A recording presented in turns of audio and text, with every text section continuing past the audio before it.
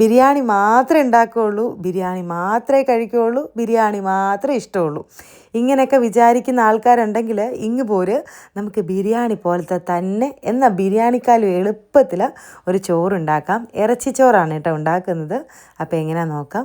ഒരു കുക്കറിലേക്ക് വെളിച്ചെണ്ണ ഒഴിച്ച് കൊടുക്കാം. അതിലേക്ക് സ്പൈസസുകളെല്ലാം ഇട്ട് കൊടുക്കണം. ഒരു 3 വലിയ സവാള കട്ട് ചെയ്താണ് നീളത്തിൽ, അതങ്ങിട്ട് കൊടുക്കാം. ഉപ്പിട്ട് കൊടുത്തിട്ട് സവാള ഒന്ന് വഴറ്റിയെടുക്കാം. ഇനി ഇതിലേക്ക് ഒരു 3 പച്ചമുളക് ചതച്ചെടുത്തത്, കുറച്ച് ഇഞ്ചി വെളുത്തുള്ളി ഇത് ചതച്ചെടുത്തതാണ്, അതും കൂടെ ചേർത്ത് കൊടുക്കുകയാണ്. എന്നിട്ട് നന്നായിട്ടൊന്ന് ഇളക്കി കൊടുത്ത് അടച്ച് വെച്ചിട്ട് വഴറ്റിയെടുക്കാം. കുറച്ച് കറിവേപ്പിലയും കൂടി ഇട്ട് കൊടുക്കണം കേട്ടോ. അപ്പോൾ സവാളയൊക്കെ വാടിക്കിട്ടട്ടെ.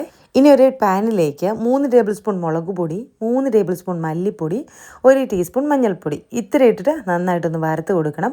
പൊടികളുടെയൊക്കെ കളർ മാറി വരുമ്പോൾ അതിലേക്ക് ഓരോ ടേബിൾ സ്പൂൺ വീതം ഗരം മസാലയും കുരുമുളക് പൊടിയും കൂടെ ചേർത്തിട്ട് അതുകൂടെ ഒന്ന് മിക്സ് ചെയ്തിട്ട് ഗ്യാസ് ഓഫാക്കി പൊടികളങ്ങ് മാറ്റി വയ്ക്കാം. സവാള വാടിക്കിടക്കുന്നതിലേക്ക് 2 തക്കാളി അങ്ങ് ചേർത്ത് കൊടുക്കാം കേട്ടോ. സവാള ഒരുപാടങ്ങ് വാടിക്കൊഴിഞ്ഞൊന്നും പോകണ്ട, അതിന് മുമ്പ് തന്നെ നമുക്ക് തക്കാളി ഇട്ട് കൊടുക്കണം. തക്കാളി ഒന്നുകൂടെ ഒന്ന് സോഫ്റ്റായി വരുമ്പോൾ അതിലേക്ക് കുറച്ച് മല്ലിയിലയും പുതിനയിലയും കൂടെ കട്ട് ചെയ്ത് ചേർത്ത് കൊടുക്കാവേ. മല്ലിയിലയുടെ അത്രയും തന്നെ പുതിനയില എടുക്കണ്ട. അപ്പോൾ അതുകൂടെ ചേർത്ത് ഒന്നുകൂടെ മിക്സ് ആക്കാം. എന്നിട്ട് നമ്മൾ ഒരു വറുത്ത് വെച്ചിരിക്കുന്ന പൊടികളില്ലേ അതങ്ങ് ചേർത്ത് കൊടുക്കാം. അപ്പോൾ ഒരു 2 കിലോ ബീഫിനാണ് കേട്ടോ ഞാൻ ഇത്രയും പൊടികളൊക്കെ ചേർത്തിട്ടുള്ളത്. അപ്പോൾ നിങ്ങൾ എത്രയാണോ ഇറച്ചി എടുക്കുന്നത് അതനുസരിച്ച് പൊടികൾ ചേർത്ത് കൊടുക്കണേ. അപ്പോൾ പൊടികളൂടെ ഇട്ടിട്ട് ഒന്ന് മിക്സ് ചെയ്തിട്ട് തൈര് ഒഴിച്ച് കൊടുത്തിട്ടുണ്ടായിരുന്നു. ഒരു 1-1.5 ടേബിൾ സ്പൂൺ തൈര് മതിയാവും. എന്നിട്ട് നമ്മൾ കഴുകി വൃത്തിയാക്കി വെച്ചിരിക്കുന്ന ഇറച്ചി അങ്ങ് ചേർത്ത് കൊടുക്കാം. നമ്മൾ കറിക്കൊക്കെ അരിയുന്ന പോലെ തീരെ ചെറിയ പീസ് വേണ്ട, കുറച്ച് വലിയ പീസായിട്ട് കട്ട് ചെയ്യാവേ. ഇപ്പോൾ ഞാൻ കാണിച്ചതുപോലെ അങ്ങനെ ഇറച്ചി ഇട്ട് കൊടുത്തു. എല്ലാം കൂടെ മിക്സ് ചെയ്ത് തിളച്ച വെള്ളം ഒരു 1-2 ഗ്ലാസ് അങ്ങ് ഒഴിച്ച് കൊടുക്കാം. പിന്നെ ഉപ്പും കൂടി ഇട്ട് കൊടുക്കണം കേട്ടോ. എന്നിട്ട് അടച്ച് വെച്ചിട്ട് ഒരു 5-6 വിസിലിട്ടിട്ട് നന്നായിട്ട് ബീഫ് ഒന്ന് വേവിച്ചെടുക്കണം. അപ്പോൾ ബീഫ് വേവുന്ന സമയം കൊണ്ട് നമുക്ക് റൈസ് ഒന്ന് കഴുകിയിട്ട് വെള്ളത്തിൽ സോക്ക് ചെയ്ത് വെക്കാം. ഒരു 20 മിനിറ്റെങ്കിലും റൈസ് സോക്കായി കിട്ടിയാൽ പെട്ടെന്ന് വെന്ത് കിട്ടും കേട്ടോ. അപ്പം ഞാനില്ലേ മക്കൾക്ക് രാവിലെയാണ് ഇതുണ്ടാക്കുന്നത്, കുഞ്ഞുങ്ങൾക്ക് കൊടുത്തു വിടാമെന്ന് വിചാരിച്ചിട്ടാണ് റെഡിയാക്കുന്നത്. എന്നാൽ അവർക്ക് പോകാനുള്ള സമയം ആയതുകൊണ്ട് ഞാൻ കുറച്ച് റൈസ് എടുത്തിട്ട് പെട്ടെന്ന് ചെറിയൊരു കുക്കറിലേക്ക് ഇട്ടിട്ട് ആ വെന്ത് കിടക്കുന്ന ഇറച്ചിക്കറിയിൽ നിന്ന് അതും കൂടെ കുറച്ചെടുത്തിട്ട് മക്കളുടെ ലഞ്ച് ബോക്സ് സെറ്റാക്കി പെട്ടെന്ന് കൊടുത്തു വിട്ടു കേട്ടോ.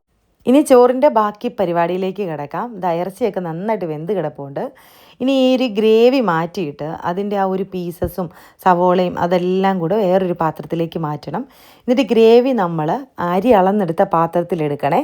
അതിലെത്ര ഉണ്ടെന്ന് നോക്കണം. ഞാനിവിടെ അരി ഇടുന്ന പാത്രത്തിൽ ഒരു 3/4 പാത്രം ഉണ്ടായിരുന്നു, അതൊഴിച്ച് കൊടുത്തു. ഒരു 3/4 പാത്രം അരിയേ ഉണ്ടായിരുന്നുള്ളൂ. അപ്പോൾ അതനുസരിച്ച് വെള്ളം ഒഴിച്ച് കൊടുക്കുക. അരി എത്രയാണോ എടുക്കുന്നത് അതിന് 2 കപ്പ് വെള്ളം. 1 കപ്പ് അരിയാണെങ്കിൽ 2 കപ്പ് വെള്ളം, അങ്ങനെയാണ് കണക്ക്. അപ്പോൾ ഒരു പാത്രം ഈ ഒരു ഗ്രേവി ഒഴിച്ച് കൊടുത്തു. പിന്നെ ബാക്കി തിളച്ച വെള്ളം ഒഴിച്ച് കൊടുത്തു. അത് നമ്മൾ ചോറ് വയ്ക്കുന്ന ഒരു വലിയ പാത്രത്തിലേക്കാണ് ഒഴിച്ച് കൊടുത്തത്. അതിലേക്ക് ഉപ്പിട്ട് കൊടുത്തു. ഒരു പകുതി നാരങ്ങ പിഴിഞ്ഞൊഴിച്ച് കൊടുത്തു. നന്നായിട്ട് തിളച്ചതിന് ശേഷം അരി ഒന്ന് വെള്ളം കളഞ്ഞിട്ട് അതുകൂടെ ചേർത്ത് കൊടുത്തിട്ടുണ്ട്. ഇനി അടച്ച് വെച്ച് മീഡിയം ടു ഹൈ ഫ്ലെയിമിൽ ഒരു 5 മിനിറ്റ്സ് ഇടാം. അതിനുശേഷം ലോ ഫ്ലെയിമിൽ വെച്ചിട്ട് ഒരു 5-10 മിനിറ്റ് വെച്ച് കഴിഞ്ഞാൽ നമ്മുടെ ചോറ് ഇതുപോലെ നല്ല അടിപൊളിയായിട്ട് വെന്ത് കിട്ടും. ചോറ് വെന്തതിന് ശേഷം നമ്മൾ മാറ്റി വെച്ചിട്ടുള്ള ആ ബീഫ് അങ്ങിട്ട് കൊടുക്കാം. എന്നിട്ട് വീണ്ടും ചോറും ഈ ഒരു കറിയായിട്ട് അങ്ങ് മിക്സ് ചെയ്തെടുക്കാം.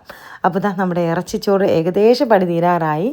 അപ്പം നിർത്തിയിട്ട് പോകരുത് കേട്ടോ വീഡിയോ. ലാസ്റ്റ് ഒരു സാധനം കൂടെ നമ്മൾ ഒഴിക്കുന്നുണ്ട്, അതും കൂടെ ഒഴിച്ചാലേ ഉള്ളൂ കേട്ടോ ഈ ഇറച്ചിച്ചോറിന് ആ ടേസ്റ്റ് കിട്ടത്തുള്ളൂ.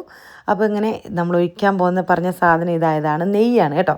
കുറച്ച് നെയ്യും കൂടെ അങ്ങ് ഒഴിച്ച് കുറച്ച് മല്ലിയിലയും പുതിനയിലയും കൂടെ കട്ട് ചെയ്തതും കൂടി ഇട്ട് കഴിഞ്ഞാൽ നല്ല അടിപൊളി ടേസ്റ്റി ആയിട്ടുള്ള ഇറച്ചിച്ചോറ് റെഡിയായിട്ടുണ്ട്. അപ്പോൾ ഇറച്ചിച്ചോറ് ഇതുപോലെ ട്രൈ ചെയ്തിട്ടില്ലെങ്കിൽ എന്തായാലും ട്രൈ ചെയ്ത് നോക്ക്. ജീരകശാല റൈസ് തന്നെ എടുക്കുന്നതാണ് കേട്ടോ ഈ ഒരു ഇറച്ചിച്ചോറിന് നല്ലൊരു ടേസ്റ്റ് കിട്ടുന്നത്. പിന്നെ ചൂടോടുകൂടി അങ്ങ് സെർവ് ചെയ്തു. നല്ല തൈരും സവോളയും കുക്കുമ്പറും ഒക്കെ ഇട്ട സാലഡും അതുപോലെ നല്ല നാരങ്ങ അച്ചാറൊക്കെ ഉണ്ടെങ്കിൽ നല്ല അടിപൊളിയാണ് ഈ ഇറച്ചിച്ചോറിന്. അപ്പോൾ ട്രൈ ചെയ്തിട്ടില്ലേ, ട്രൈ ചെയ്ത് നോക്കിയിട്ട് ഫീഡ്ബാക്ക് അറിയിക്കണേ.